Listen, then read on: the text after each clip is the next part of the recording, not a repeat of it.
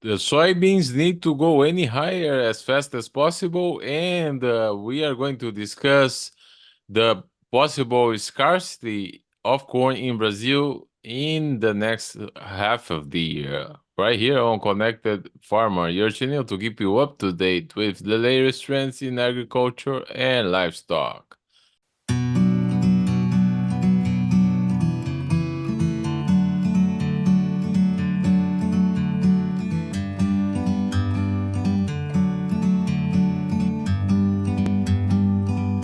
So, Jerry, how are you today? Let's talk first about soybeans. Tell us why soybeans needs to go higher in the United States now and how to get there. Well, that's a good starting point to say the least. Definitely, we started to get a little bit of optimism this week. Actually, kind of built even from late last week, and then all of a sudden we run into Thursday here, and the exports that expectations were not met here from the USDA's weekly report. There's always somebody going to project you some more rain someplace, either Argentina or in Brazil or something like that. And both those countries still have a lot of weather issues on their crops. Argentina, maybe not as much from there. And then we back things off again here today. And that really kind of points out an issue that's starting to really percolate around the industry here.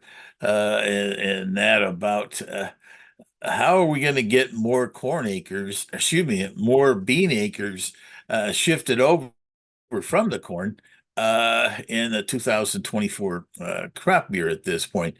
We've had some recent updates here from various sources, from Farm Futures and Informa and things like that. And they're talking about 1.5 to 2 million adjustments. Corn maybe going down to things like that. But when you really look at the demand structure that's really building here on beans, uh, from the point of view that we've got a pull from the West Coast about expanded uh, bio renewable diesel, I should say, renewable diesel out there, from the standpoint of the port facilities, the cities, things of that nature, while the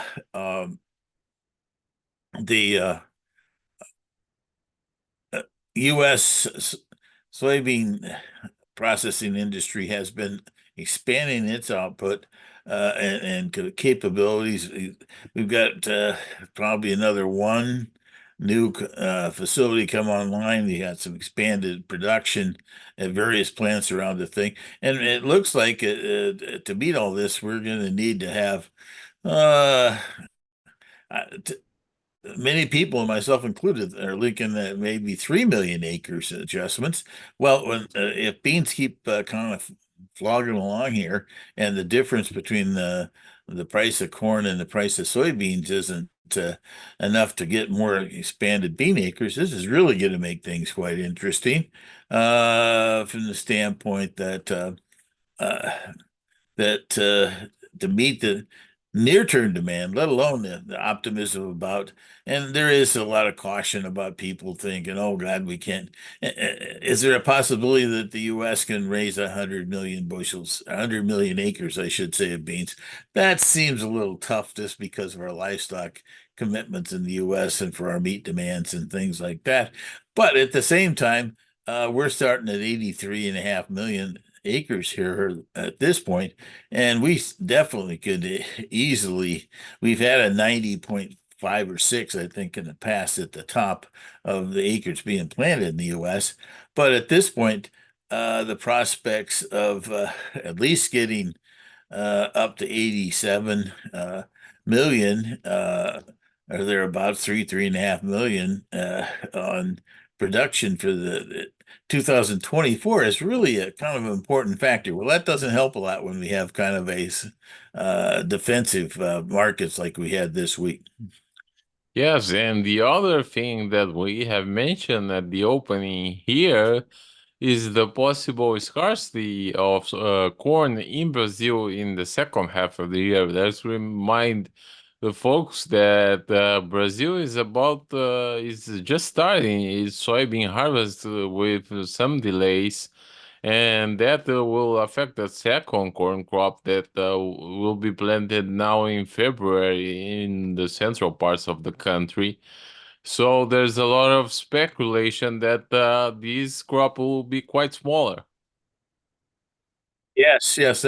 Well, you and I have been talking this issue, and I think finally we got some other people deciding to focus on that same subject matter here. Is that we've had these replanted issues, and I think it's like 2.9 seems to be a number that people have really come to embrace at this point for replanted beans, and that is really in the center west, as we're both talking about here. There's maybe a few of it in the Paranon area that was too wet in the spring type situation. But even Rio Grande is the one that really is the more involved in corn and soybeans together down there. The beans in Paranon, they tend to plant some pretty good sizable second crop corn down there in Paranon too. But really, the biggie, of course, is going to be Mato Grosso and that. And right now, at least, we've had some very poor results out of the harvest we've had in Mato Grosso so far, and to some extent, well, there's people talking about 6% when they're normally at 2%, but I think that has to do with the poor conditions we've had on those early beans, and they really got hurt. Now we're going to have this stretch in here, and I really do think that there is a big issue coming about here in this second crop corn, partly from the standpoint that many times in Mato Grosso, they really do not like to plant a lot of corn after the 1st of March down there because of the timing of what we're dealing with here by the 1st of May after you get it planted. Because if you think in the U.S., it's a similar kind of growing season.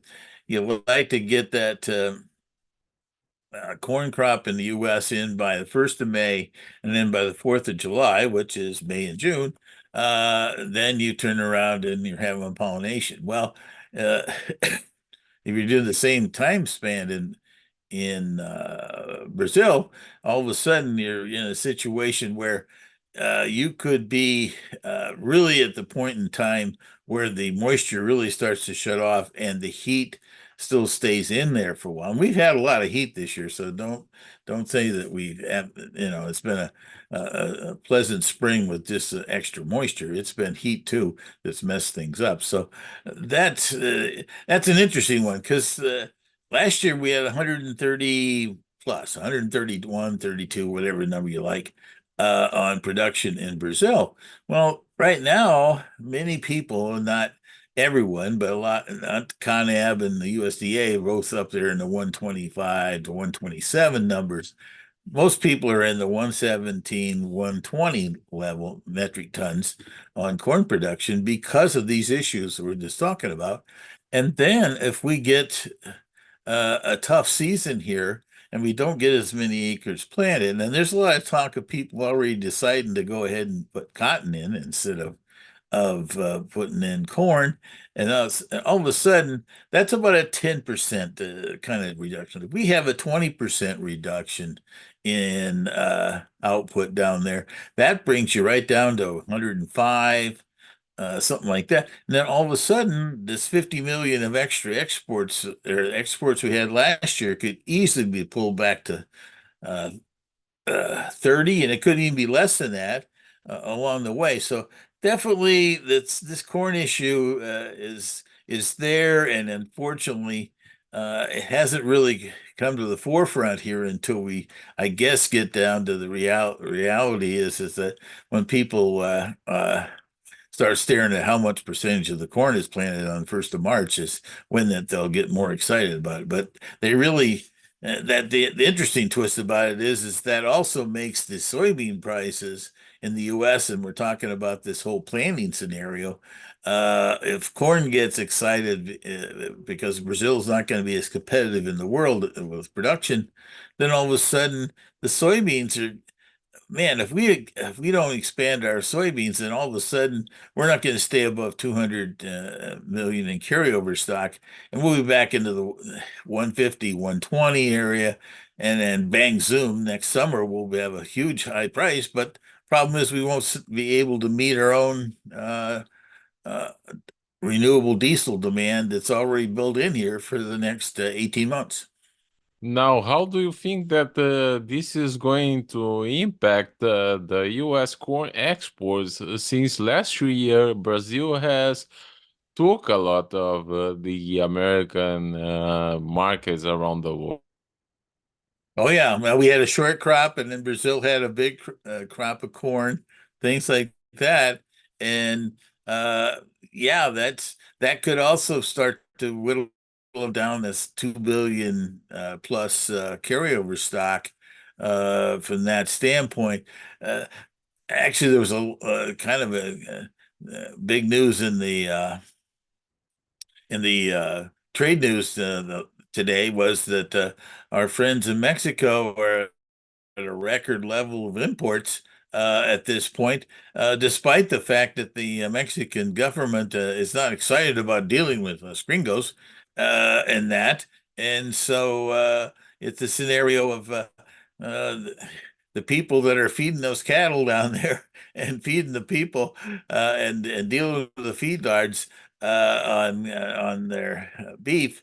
I think are starting to realize that they don't want to be caught short and have to import it from someplace else. And if Brazil doesn't have any extra and all this other stuff. So I think they're starting to build up a little extra supply of corn and access to it. And also there's kind of an general optimism that the next administration in Mexico might be a little less uh, uh, intolerant of the U.S. approach.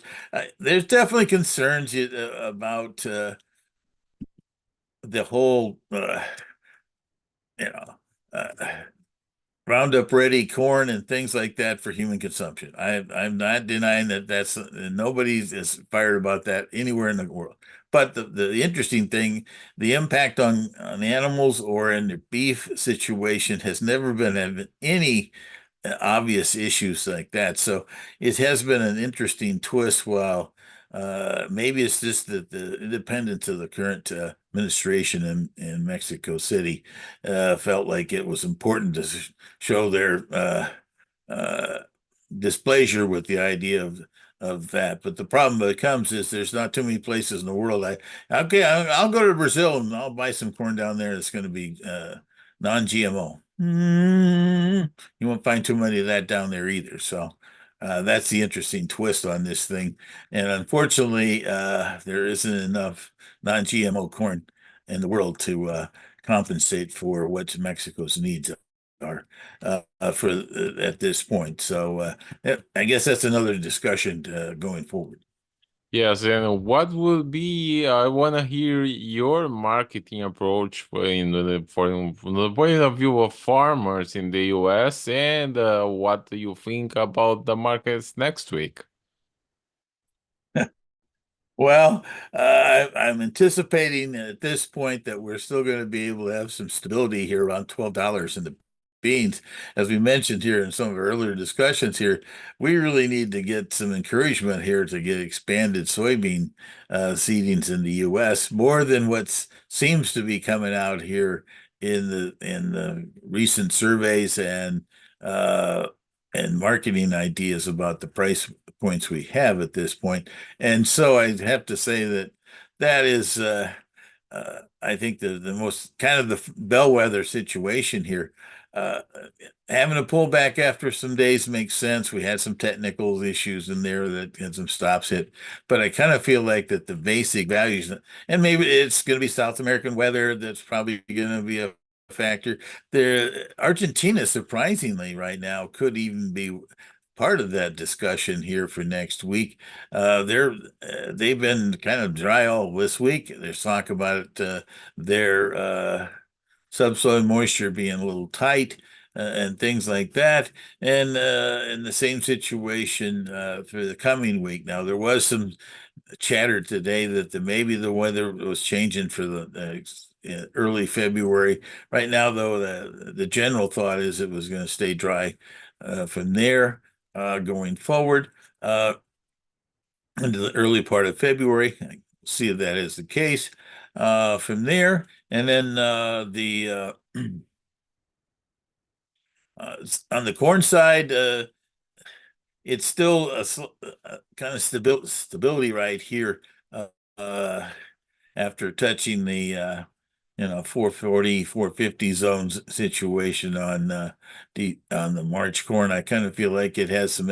I can't really point to exactly some of the issues there. Maybe some of our discussions here earlier uh, about the Red Sea could also be a factor here on corn and wheat.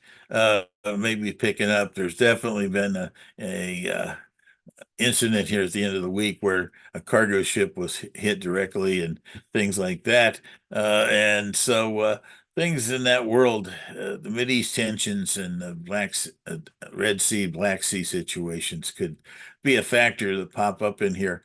But right now, at least, I think the general focus is going to be on what's happening in South America.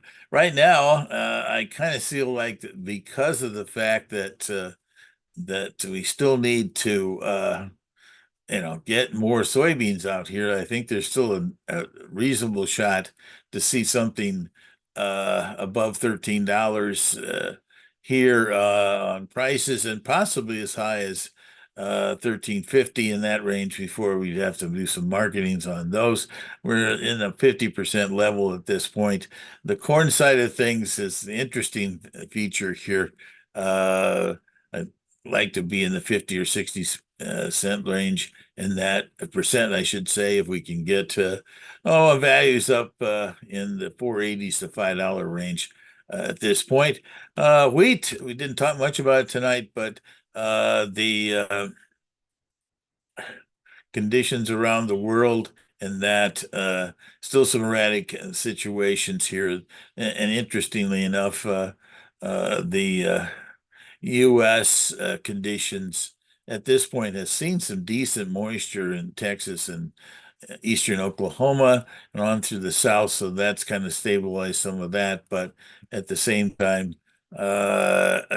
it's going to be quite interesting as to what the Russian winter actually turns out and what they come out of it. They're optimistic about getting another 90 million metric tons for the coming year, but I'd have to say that from there, the wheat market probably isn't going to be too exciting because right now we can use some of those acres in corn and soybeans in the U.S. at least for the 2024 year. So, but right now at least it's let's see if we can get a little stability in a little bit more than and 2/3 of a week before we have our setback here going forward. But let's see if that's the optimisms about concerns in South America actually get to the market. All right. Thank you very much, sir. You have a good weekend, and at this point, we're ready for the U.S. National Football League championship games, and we're all fired up.